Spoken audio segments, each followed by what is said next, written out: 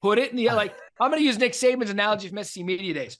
Let Hugh put this Auburn cake into the oven and let it bake. It's not going to be a microwave and have instant success year one. You have to let it cook. And I know you're smiling because you're like, Matt, these are Auburn fans. They don't give a damn about an oven. They want to, but they have to, because the only way for this thing to work is to let it cook. That's it.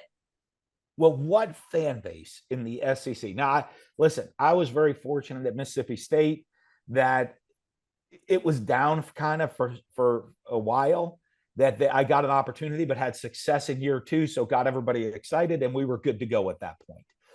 But there are not a lot of fan bases within that league that are going to let things sit and bake. Now, the ones that did, Mississippi State, while I was there, had a lot of success. Look at Mark Stoops right now. There you go. That's Kentucky. A good one. Yep. I mean, normally after year 4, Mark Stoops would have been fired. At any other Nick Saban would have been fired at Michigan State, by the way, back in the day, had it been like the way it is now based on his record. But they were patient. They let it go, let him build this consistent winner.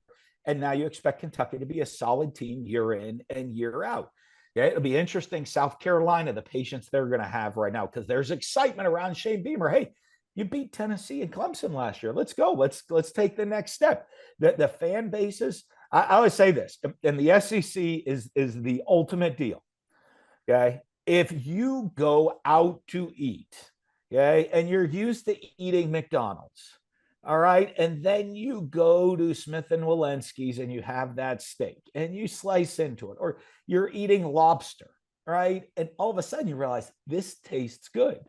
I don't want to go back to the hamburger. I like the lobster and the steak, okay? So all these fan bases, as soon as they taste it, that's all they want. They don't want to go backwards.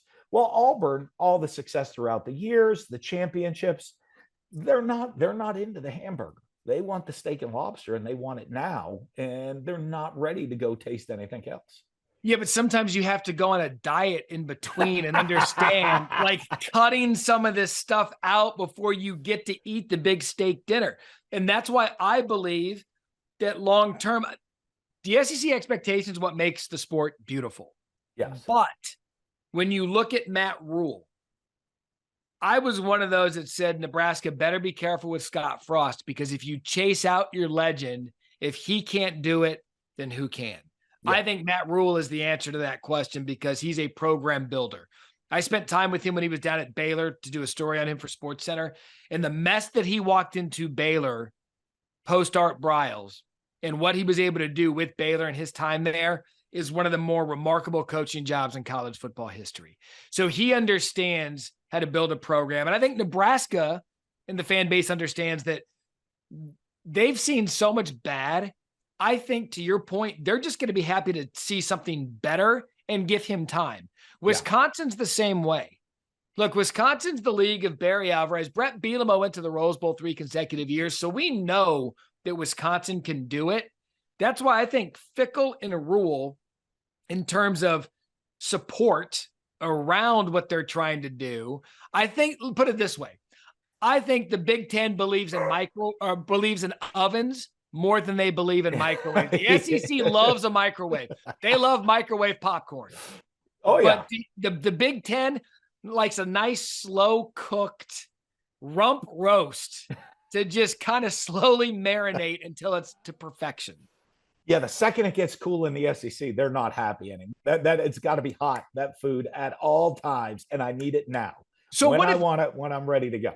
What if Hugh went up? You were an SEC coach and had high success there. What if you went up to the podium and you got hired at Auburn, and you in your introductory press conference, you look at the camera and you look at the microphone and you say, I'm as excited as you are about the potential that this program has, but I'm going to need time to build this to where it needs to go. What if you said that as a head coach in the SEC at your opening press conference? Yeah, I think what would happen is the first question would be, Coach, what's your definition of time? Is that like, you have spring ball, training camp? I'm looking at the schedule. So by week 3, do you think you're going to be ready? Is by week 3 enough time for you to kind of roll that team out there that we need? No, I think the fan bases are so passionate and they want. Now, I will say this. I think Hugh can create energy and excitement with winning certain games. And if you look at Hugh's background, he wins some big games. You know, Absolutely. maybe he'll lose some that he shouldn't lose, but he'll win some maybe he shouldn't win. And what that does early on is that's going to give the fan base some excitement. Now, longer term, they could get frustrated because, like, hey, we shouldn't lose that game that maybe we lost. However, if he can come out and pull out an upset or two over one of the big games in the SEC this year on the schedule, that yeah, our guy. Hey, maybe he at Alabama and LSU both this year. If he ever got, and Georgia, they got to play all three. Thanks for watching ESPN on YouTube. For live streaming sports and premium content, subscribe to ESPN Plus.